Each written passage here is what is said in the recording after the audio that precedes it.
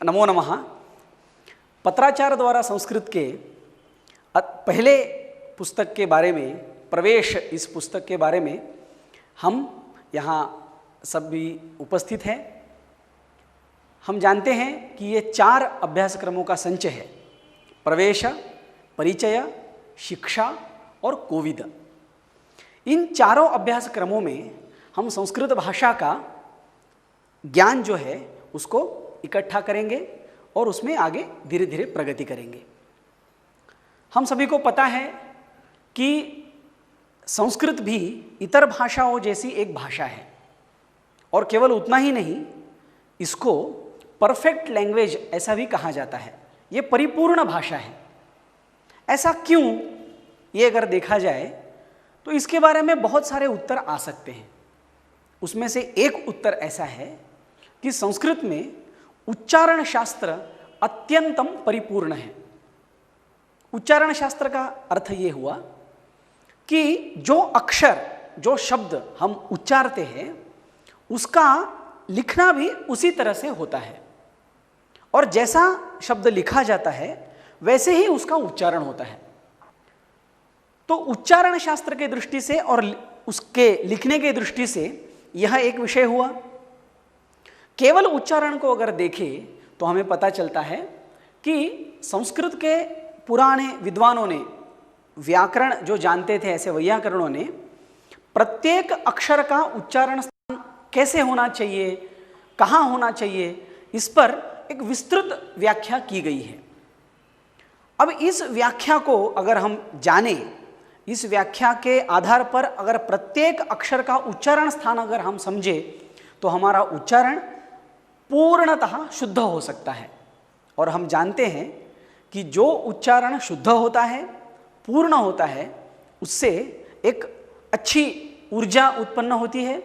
उससे सुनने वालों को और बोलने वालों दोनों को उसका पूर्ण आनंद मिलता है। इसीलिए हम इस परिपूर्ण भाषा के परिपूर्णता की ओर अपना एक कदम आगे बढ़ाएंगे, और इस पहले पाठ में जो अभी हम पढ़ेंगे उसकी ओर प्रस्थान करेंगे। तो हम प्रारंभ करते हैं।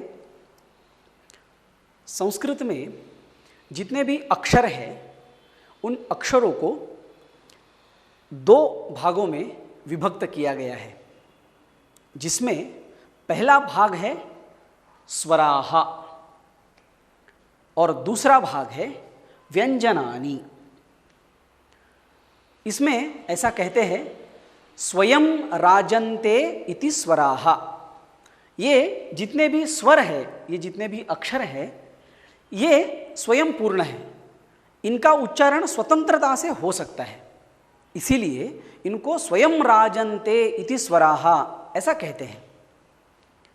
ये कौन कौन से हैं हम एक बार देखेंगे। अ, आ, ई, उ, ऊ, ऋ, ए, ऐ, ओ, औ। वस्तुतः यहीं तक ही सारे स्वर हैं, किंतु इन दोनों को भी इनके साथ जोड़ के बोला जाता है, जबकि ये दोनों भी स्वर नहीं है। इसको कहते हैं अनुस्वार और इसको कहते हैं विसर्ग। इसका उच्चारण अम और अह ऐसे होगा। अब इन सभी स्वरों के बारे में हम थोड़ी जानकारी लेंगे। ये जो सारे स्वर है, व्याकरण शास्त्र की दृष्टि से इसमें ह्रस्व, दीर्घ और प्लुत ऐसे 3 भाग किए गए हैं। ह्रस्व का मतलब होता है एक मात्रा वाला। हम पलक झपकते हैं ना, तो एक पलक झपकने तक जो कालावधि है, उतने कालावधि में उच्चारित स्वर को ह्रस्व स्वर कहते हैं। 2 बार पलक झपकने का समय, उतने समय में उच्चारित शब्द को दीर्घ कहते हैं, और 3 बार या उससे भी ज़्यादा पलक झपकने का समय अगर लगता है तो उसे प्लुत वर्ण कहा जाता है। यहाँ देखेंगे, अ यह जो वर्ण है, इस वर्ण के पूर्ण उच्चारण के लिए केवल एक बार पलक झपकने का समय लगता है, इसलिए यह ह्रस्व वर्ण है। आ ये दीर्घ है क्योंकि इसके लिए इसे दोगुना समय लगता है। वैसे ई और ई यह ह्रस्व स्वर है और यह दीर्घ स्वर है। ऊ यह ह्रस्व है और यह दीर्घ है। उसी तरह र यहां एक मात्रा, यहां दो मात्रा। अब इन सभी के विषय में हमने देखा कि सभी का ह्रस्व है, दीर्घ भी है। प्लुत यहां दिखाई नहीं देता क्योंकि उसका विशेषतः केवल प्रयोग होता है।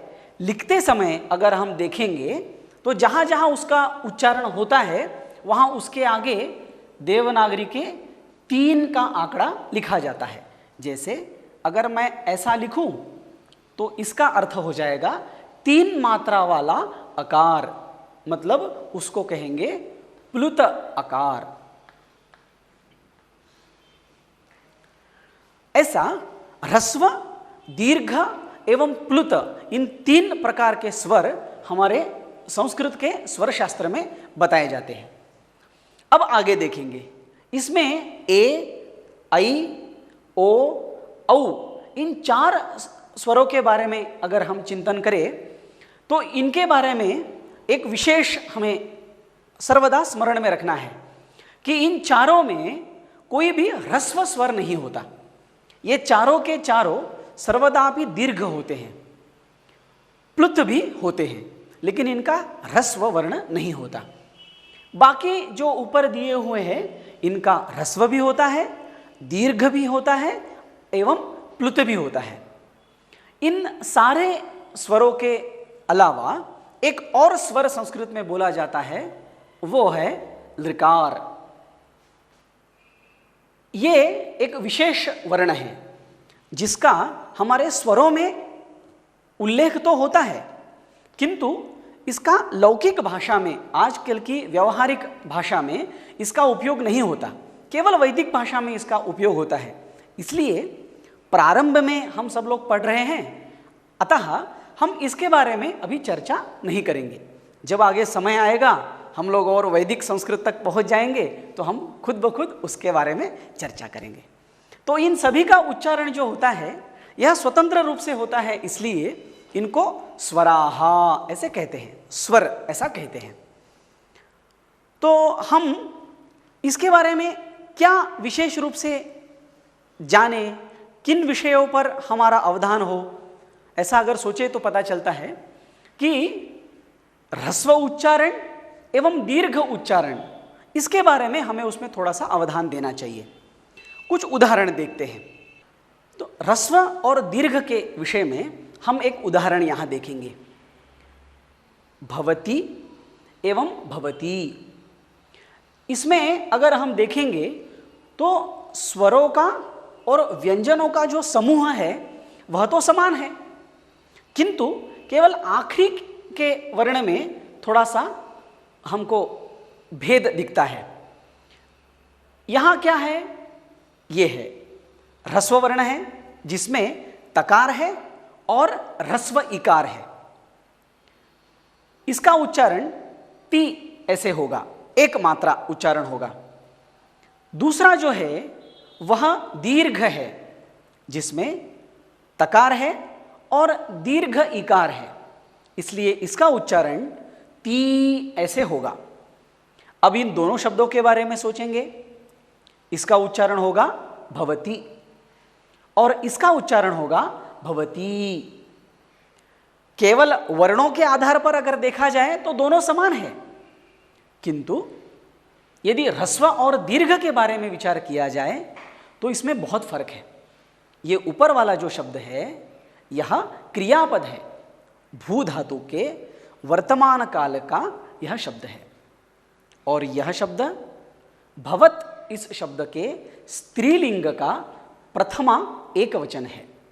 इसका अर्थ अस्ति ऐसे होता है और इसका अर्थ स्त्री के संबोधन की दृष्टि से सर्वनाम शब्द के रूप में होता है।